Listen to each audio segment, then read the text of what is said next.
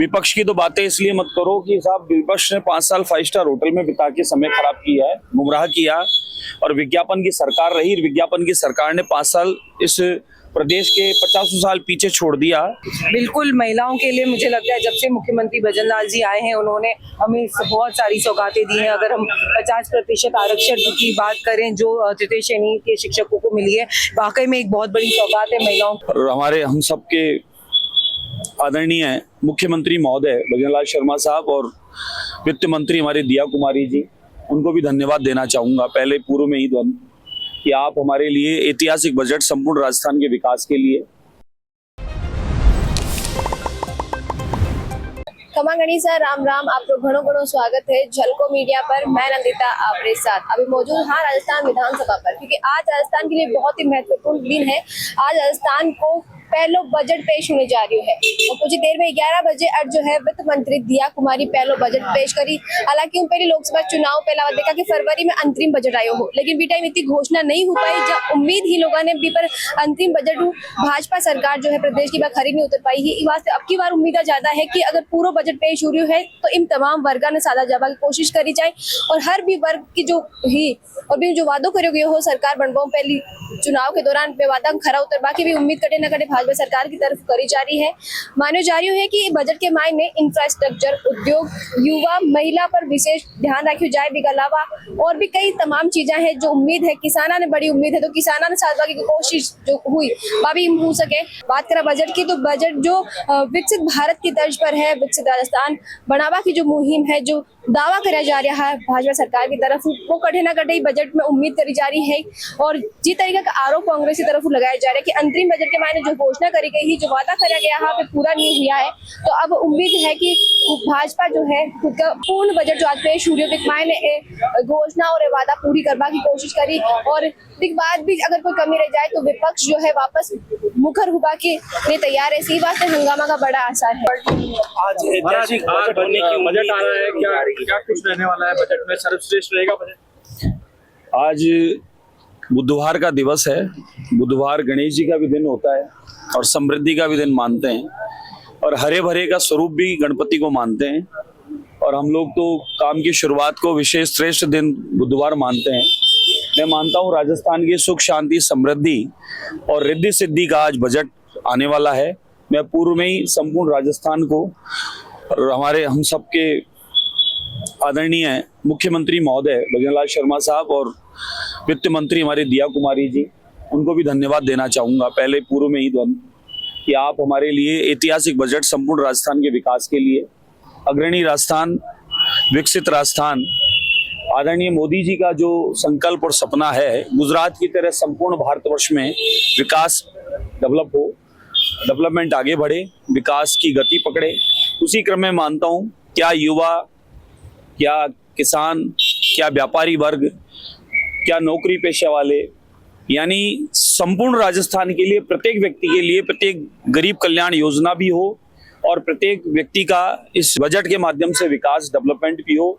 उन सब बातों को ध्यान रखते हुए ऐतिहासिक आधारशिला आज बजट के माध्यम से रखी जा रही है। जयपुर के लिए क्या उम्मीद है सर? जयपुर शहर में जिस तरह से सरकार की योजनाएं जो है वो इस सरकार ने बंद कर दी। विपक्ष की तो बातें इसलिए मत करो कि साहब विपक्ष ने 5 साल 5 स्टार होटल में बिता के समय खराब किया है, गुमराह किया, और विज्ञापन की सरकार रही। विज्ञापन की सरकार ने 5 साल इस प्रदेश के 50 साल पीछे छोड़ दिया, प्रदेश को बर्बाद करने का काम किया। आज तक लोगों की सैलरी और पेंशन तक उन्होंने दे पाए, और अनगिनत कर्जा दूसरे नंबर पे राजस्थान को उन्होंने ला छोड़ दिया। सिर्फ घोषणाएं की, काम कुछ किया नहीं। लेकिन आदरणीय मुख्यमंत्री महोदय भजनलाल शर्मा साहब, 7 महीने में 3 महीने काम करने का एक मौका मिला है। कुछ चुनाव और कुछ सरकार गठन में समय निकला, उसके बाद उन्होंने जो ऐतिहासिक काम किए और जिस प्रकार से ऐतिहासिक काम हो रहे हैं, आप माने साइबर क्राइम हो रहा था, आज जीरो पर आने वाला है। साइबर क्राइमों को घुटने पर ला दिया, आज उनकी स्थितियां क्या है।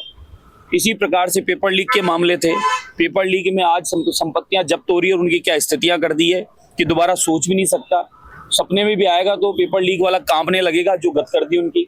इसी प्रकार से आरसीपी के जो तय हुए कार्य वो गति पकड़ रहे हैं, और आज किसानों के लिए हो या हमारे क्षेत्रवासियों के जल के लिए हो, ये समस्या का समाधान हो रहा है, क्योंकि ये कृषि प्रधान भी प्रदेश है। इसी प्रकार से इंडस्ट्रियों के लिए अनगिनत योजनाओं के माध्यम से प्रदेश को गति विकास की अब तक 45% से ऊपर कार्य सिद्ध हो गए।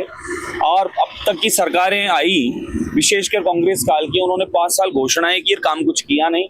यहाँ पर तो ये माने 45-50% काम होने वाले हैं, यानी जब 7 महीने में इतनी गति पकड़ी है तो आगे आने वाले समय में तो ये माने कि आने वाले 50-100 साल की योजनाएं बनेगी। अगर हम बात करें हिंदू पलायन की बात करें, फिर कोई बिल वगैरह लाने की बिल्कुल लाना चाहिए। हमने पूर्व में निवेदन किया हुआ है कि आने वाले समय में जिस कतर बैलेंस बिगड़ रहा है, अनुपात घट रहा है, अल्पसंख्यक और बहुसंख्यक समाज इस प्रकार से जो बैलेंस बिगड़ गया पूरे प्रदेश का, और पलायन की समस्या दूर होनी चाहिए। साथ ही हमारे किराएदार वेरिफिकेशन भी होना चाहिए। कहीं हमारे यहाँ राजस्थान में कहीं पिछली सरकार के संरक्षण में कई गैंग और कई अपराधी जो यहाँ छुपे पड़े थे, हालांकि काफी कुछ सफाई हो गई लेकिन अभी भी हैं, तो किराएदार वेरिफिकेशन होगा तो उसमें वो भी निकल जाएंगे। यानी बुलडोजर चलाएंगे। अब बुलडोजर की आवश्यकता होगी तो चलाए जाएंगे। डेवलपमेंट के लिए बुलडोजर भी चलाने पड़ते हैं, जेसीबी की भी जरूरत पड़ती है। अगर डेवलपमेंट करना है तो कहीं ना कहीं इन सब की आवश्यकता पड़ती है। कांग्रेस बार बार कह रही है अतिक्रमण को लेकर के 50 साल से जो रह रहे हैं उनके ऊपर इन्होंने अतिक्रमण किया है। साहब 50 साल से रह रहे हैं या 100 साल से रह रहे हैं, उनको सबको अपना कुछ ना कुछ तो कागज पेश करना पड़ता है। और जो कोई 2 साल 5 साल में रहे आकर 50 साल बोलते हैं कब्जाधारी, तो वो तो जांच का माध्यम है, जांच होगी उसकी। ऐसा नहीं है, किसी गरीब का नुकसान नहीं होगा, किसी गरीब का नुकसान होने भी नहीं देंगे। लेकिन कहीं बांग्लादेशी या रोहिंग्या या बाहर के कोई गलत गतिविधियों के लोग यहाँ कर अतिक्रमण कर रहे हैं और हमारे यहाँ के लोग भी उनकी वजह से बदनाम हो रहे हैं, यहाँ का अपराध उस वजह से अगर हो रहा है तो उसे रोकने की तो आवश्यकता है।